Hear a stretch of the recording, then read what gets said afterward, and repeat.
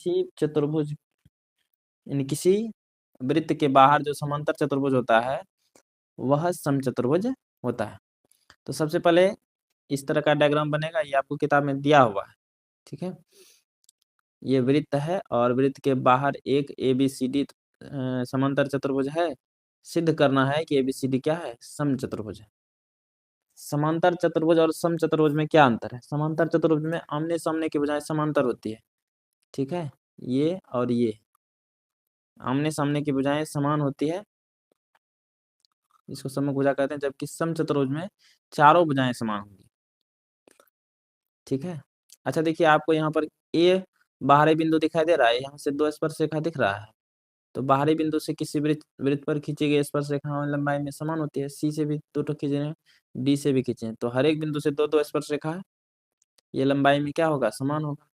तो लिखेंगे चूंकि वृत्त के बाहर स्थित किसी बिंदु से वृत्त पर खींची गई स्पर्शरेखाओं की लंबाई क्या होती है, समान होती है। तो देखिए ए से दो स्पर्शरेखा खींचा गया है, AP AS, तो AP किसके बराबर होगा, AS के बराबर होगा। इसको समीकरण संख्या 1 मान लेते हैं। दूसरा जो है B से अगर खींचेंगे तो BP किसके बराबर होगा, BQ के। BP किसके बराबर है, BQ के, इसको समीकरण 2।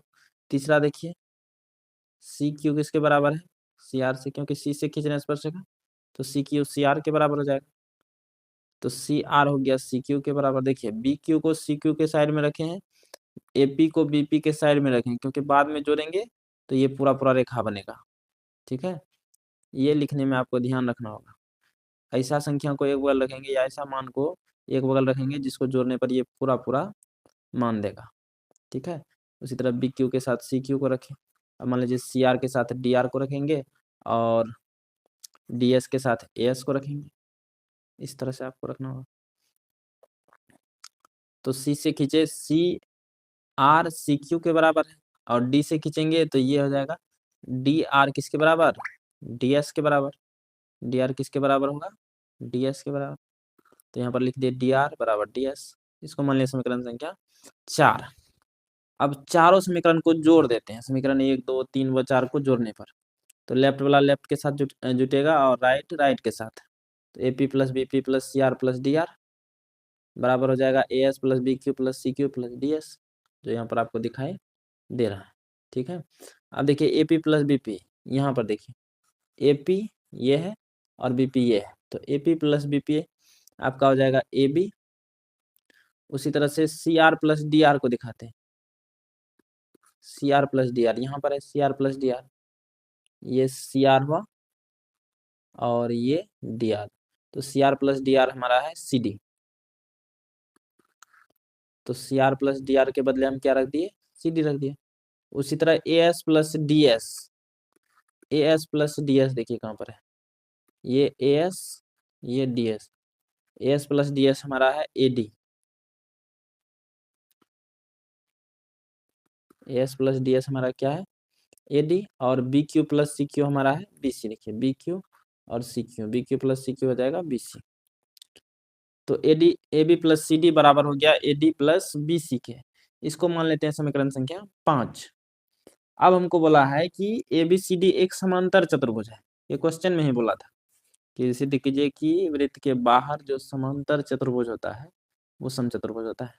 तो ये समांतर चतुर्भुज दिया है, तो अगर ABCD एक समांतर चतुर्भुज है तो इसका सम्मुख भुजा बराबर होगा, ये समांतर चतुर्भुज का परिभाषा कहता है।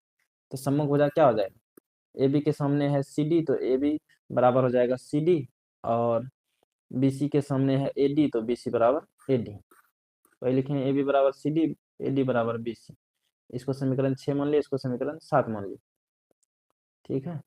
अब क्या करेंगे, समीकरण 5 6 और 7 से चलेंगे, 5 6 और 7 से। ABCD के बराबर है, AD BC के बराबर है, तो इस CD के बदले हम AB रख सकते हैं क्योंकि दोनों बराबर है। उसी तरह जो है इस AD के बदले हम BC रख सकते हैं क्योंकि AD BC के बराबर है।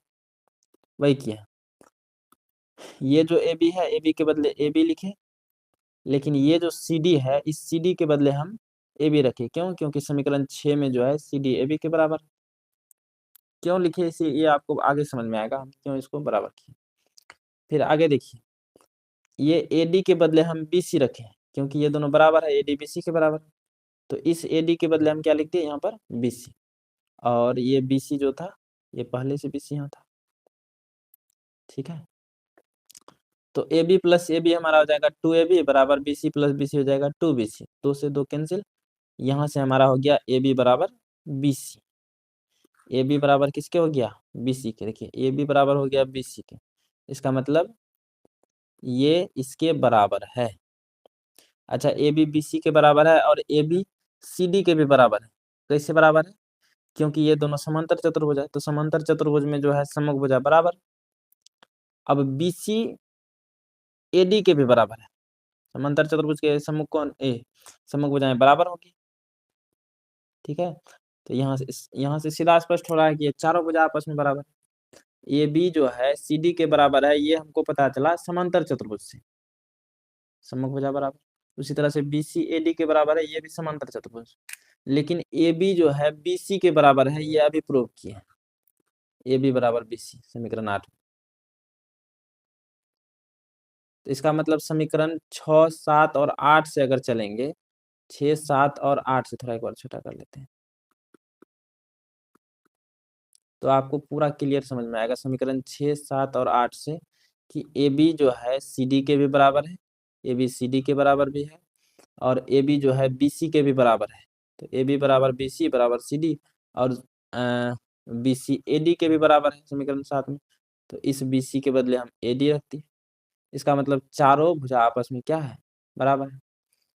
तो यहाँ पर हम लिखेंगे, यहाँ समांतर चतुर्भुज ABCD की चारों भुजाएं बराबर है, अतः ABCD एक क्या है समचतुर्भुज है, ये समचतुर्भुज होगा।